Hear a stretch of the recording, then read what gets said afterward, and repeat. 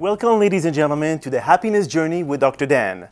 Today, I have the pleasure to introduce a three-time New York bestseller writer, and she will discuss with us about her journey to happiness and to how brought her to be able to write those wonderful. Any sense? I'm not sure I'm making any sense at all. You make sense. I mean, everyone has their own definition of what success is, the same as with happiness. Yeah. So obviously, the way that you shared your information and your knowledge to the readers, this was your form of success. That's right. If you take, for example, the Book of Angels, you told me, and when we first discussed, you said that it was, you talked about a scandal that happened at the Museum of Arts or something, if I remember correctly, and you mentioned something that they wanted you to write it, you were not sure, you declined, and then you got back to we're talking about the first book that I wrote. The first book, yeah, the first book. Correct. I'm living in New York, and I'm working successfully as a magazine writer, which I think is my training. You know, that's where I'm learning the craft. There's a lot of craft you have to learn in order to write well. And my goal is excellence. Perfection. Perfection. So I have written this 3-part series for New York Magazine, and a publisher comes to me afterward. They said, we want you to write a book about this, about the art world, about the contemporary art market. And I said, no, I have no interest in writing about the art market. I wanted to write from my heart, from an open heart. I didn't want to write journalism. And then I went away and I thought, here I am, I say I want to be a writer. I'm struggling to be a writer. A publisher comes and asks me to write something, and I say no. So I called him back and I said, I've changed my mind, I'll write it.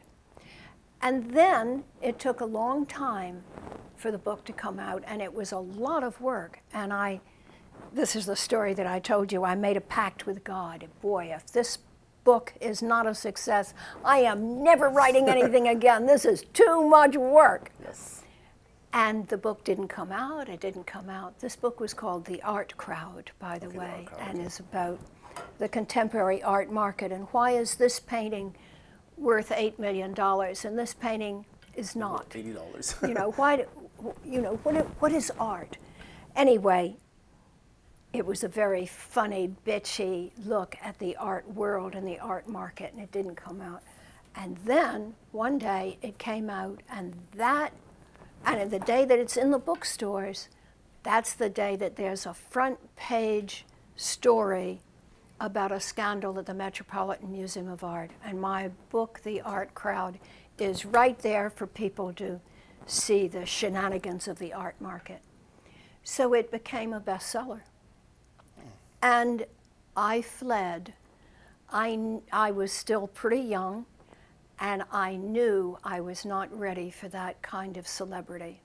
I don't know how these young kids do it, who are 18 years old and are suddenly celebrities. Yes. But I knew that I did not have the inner strength to remain myself in the face of what everybody wanted me to be. So I left New York with my husband and my children. We moved to Washington.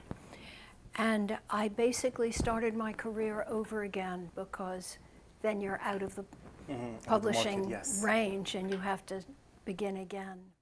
Do you feel like being an author is a very lonely job? Oh, I mean, it's stiflingly lonely. There are moments when you just ache with loneliness, yes. Even if you have a family, even if you have people around you, mentally, it drains you in a way that no other job can actually do, unless, because you're just you and your computer screen, and that's about it. So how do you discipline yourself? I mean, especially if we have a lot of authors or potential authors out there that are watching this program, they want to know what really entices you to wake up in the morning, sit down in your chair, and pull out 10,000 words. Now we're back to For Writers Only. I'll plug this book. Yes. But loneliness is the thing, because you can't do this work except in solitude. Okay. Now, it's true, Bertolt Brecht would write in a cafe. Okay. And you see people today go to Starbucks and they've got their computers and they're writing. Yes. And there's an illusion of camaraderie. I see. But the work is done alone. And it's not like plays. Now, plays, for example, are completely collaborative, television, film, but you don't do the whole work. You don't do it from the beginning to the end. Okay. And it's only a very few people who have the total vision. When you write a book, it's your vision all the way through. From beginning to the end. Yeah. Did you decide to write yourself And an it outline? takes discipline. You're does, right. okay. That is a very good word. It takes discipline. It takes drive, character, longing. But every great writer, when I was writing for Writers Only, I wanted to know, how did the great writers do it? How did the immortals do it? Was Tolstoy lonely? What did he do? And that's important. You know, I wanted to know. Yes, they were lonely and they did it anyway.